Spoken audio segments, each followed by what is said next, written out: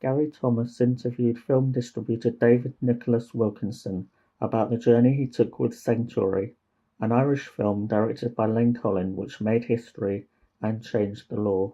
I'm a sort of niche distributor specialising in British and Irish films, and I have a forte of the difficult ones that nobody else wants.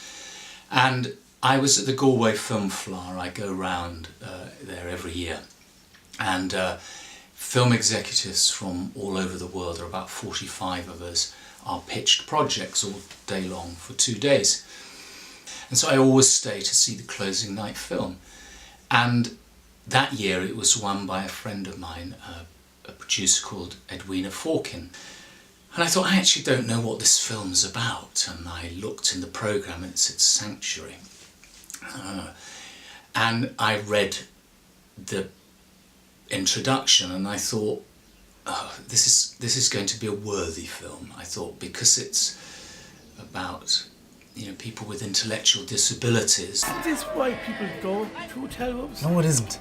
Would you still like to kiss me? And so I was not expecting this extraordinarily funny, well acted, beautiful film.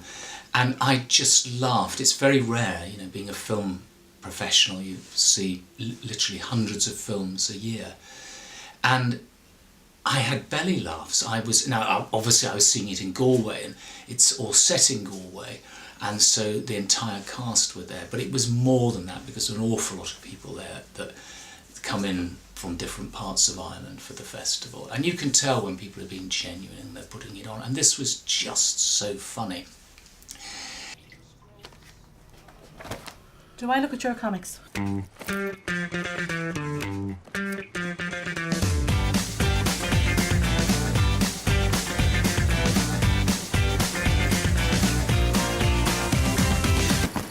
What's in the bag? Been there, but this time it had not one but 2 standing ovations that I'd never come across before. And even though I've kind of moved away from distribution, unless it's for one of my own films, I thought, I've got to help this film. This film is extraordinarily good, and I've got to get it out there. The problem is that I knew it would be difficult, and I don't have the P&A really, which is the money you need to market it. And in this case, I talked to Q Media, and I said, you've got to see this film. This is a very important film, and it's made history in the fact that the 9 leading characters have intellectual disabilities. And I said, it's a wonderfully entertaining, funny film. And so they saw it and they agreed that it was an important film, and but they realised it wouldn't be very commercial. And they gave me a little bit of money to do the P&A.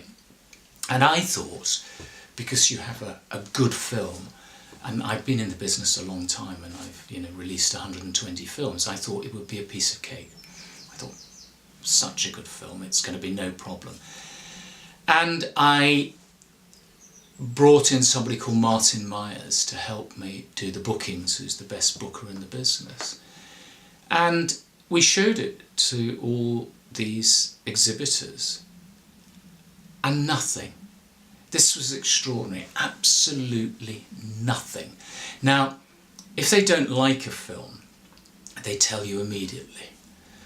And sometimes if you have a relationship with them, they will just ignore you. But this one, every single person didn't respond. And my only interpretation of that is, because they know me, and I will not stand for any kind of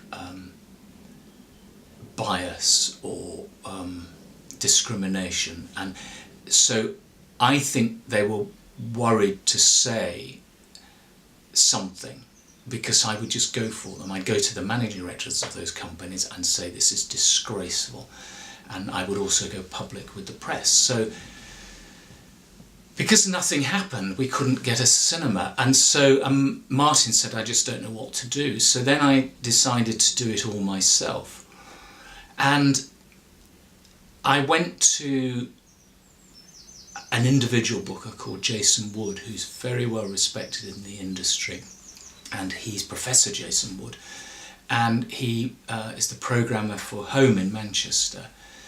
And I showed it to Jason, and Jason said, "This is a brilliant film. This is extraordinarily good. Who's taking it in London?" And I said, "Nobody." He said, "What do you mean?" I said, "They're not responding." And by this time I'd gone back to them myself. And so Jason said, "Well, I'm taking it." He said, "Absolutely, you've got a booking with me." I said, "Just tell me when you want to do it." And it became more and more and more difficult. And with only having Manchester on board, I decided to do this extraordinarily bonkers thing, the thing that you never do. And that is, I released it on the 29th of December 2017. Now that's the slot in between Christmas Day and New Year's Day. And that's usually a really bad slot. And at the time, I was the only film coming out in that. Later, The Greatest Showman came. So it meant that I got 3 weeks of rolling reviews. And you often hear, I've been in the industry 50 years now as a professional, and you hear that the critics can make a film a success. This was one where the British critics really got behind it. They saw it for what it was. And that is an extremely funny and entertaining film. And yes, it has a message in it, but it's just a great movie. And so I got journalists. I mean, the best review for me was the London Evening Standard. And Charlotte O'Sullivan said this is probably one of the very best films of the year. Now, there's nearly 1,000 films released in the cinema every year in the UK. And she gave it 5 out of 5. Now, what is extraordinary about that review is the Evening Standard, it's the London Evening Standard. They've had a policy for years, is if you don't release in London, they don't review your film. And at that time, I had no cinemas in London.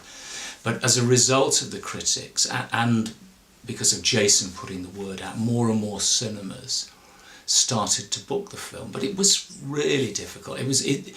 It's perversely the only film I've released out of 120 that doesn't have a bad review. It either has 5-star reviews or 4-star reviews. I don't even think it has any 3 stars. 3 stars is a good review. Isn't this romantic? No.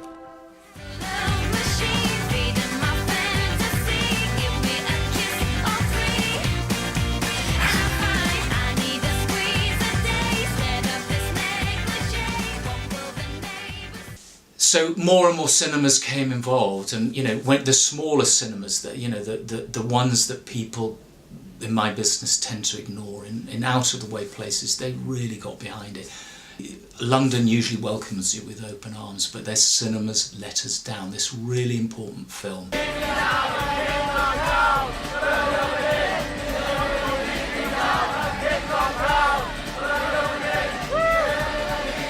Of course, what's really important about the film is that it actually changed the law in Ireland, the film and the play, because it came from a play to begin with. And there was a law in Ireland which prohibited people with certain disabilities, I can't remember if it was all disabilities, from having sex before marriage.